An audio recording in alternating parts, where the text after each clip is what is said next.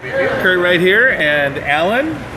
If your name was Chris, it would fit really well. Chris Allen and Chris Allen. Yeah. So good synchronicity there. So we're at the YMCA here in Duluth, and you guys are trying to start an underwater hockey team. Well, Alan is trying to start it. Alan is from Seattle and played on the Seattle team. Okay. I play on the Minnesota team, and I also am the interior development director. So my job is anywhere in the inland region of the U.S. to try to help new teams to start. So Alan contacted us, and we're up here. I recently moved to Duluth from Seattle. I have family up here and grandkids, and I'm through Cheryl, who's the aquatics director, allowed us to put a demonstration on today, and we're trying to introduce the sport into the area. We're working with kids from 10 to however old you are. I'm actually... It looks like you have a couple of people that are however old you are. Yeah. We don't talk about how old some of us are. Right, that's why I put it that way. Yeah. Which is one of the nice things about this game. And many other games, when you get to be a certain age, your knees no longer work. This game, we have people in their 70s that are still. And you're actually lighter underneath. You actually have more body control. You're right, and you don't pound your knees, you don't jam your back, and so. We have a gentleman from Chicago that's 72 or 73, and he's continuing to compete. Okay. So it's, for those of us who are old, it gives us some hope. Right. Yeah. So now, let me ask you, I'm sorry, I don't mean to interrupt. Sure. I noticed you have certain equipment on. Yes, the puck is 3 pounds. Okay. And it can be thrown 12 feet, so you have to be leery of where it's going. Okay. And so we have a protective glove.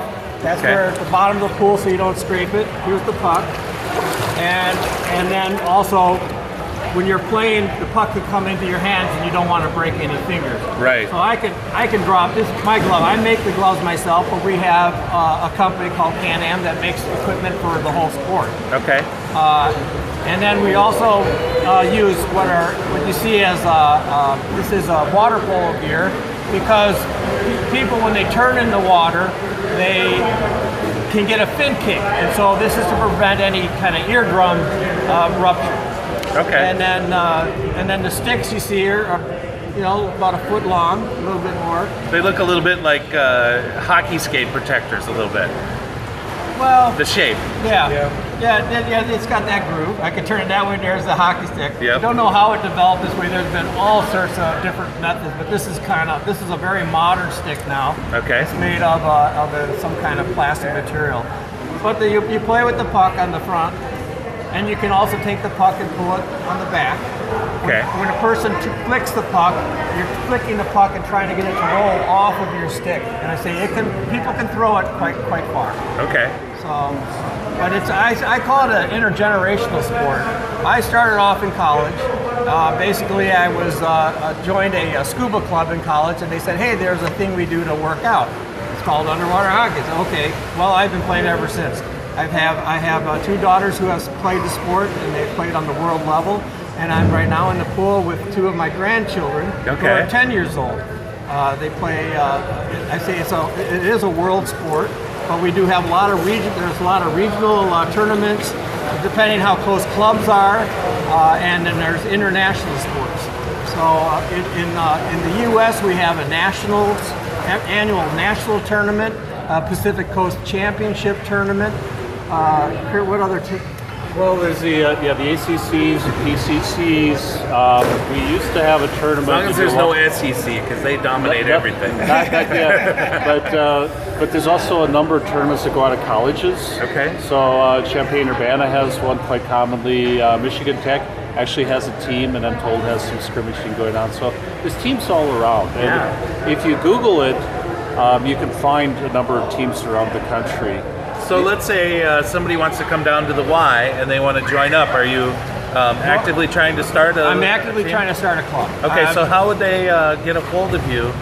Get a hold of they just get a hold of the Y here in order They can get a hold of the Y. Okay. We have a Facebook page that's basically Underwater Hockey Duluth. Okay, I can hook that page to this whole interview, so we can make that happen. Yeah, and I don't know how else. A meetup if you want to plug that, or Yeah. Oh yes, we've started a meetup group.